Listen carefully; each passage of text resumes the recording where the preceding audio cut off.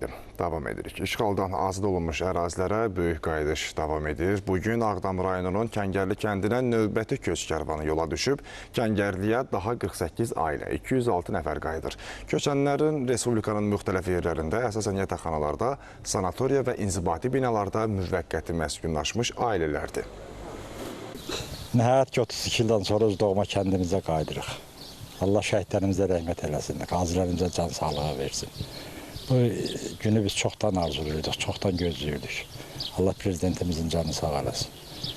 Çox böyük ümidlər gözləmişdik bugünkü günü. Çox şükürlər olsun. Bugün biz torpağımıza 32 ildən sonra qayıdırıq.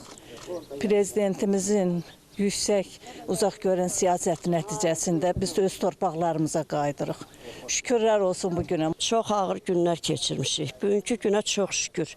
Öz vətənimizə qayıdırıq, ata-baba yurdumuza qayıdırıq. Allah dəyməsin prezidentimizə. Şəhidlərimizə Allah rəhmət eləsin.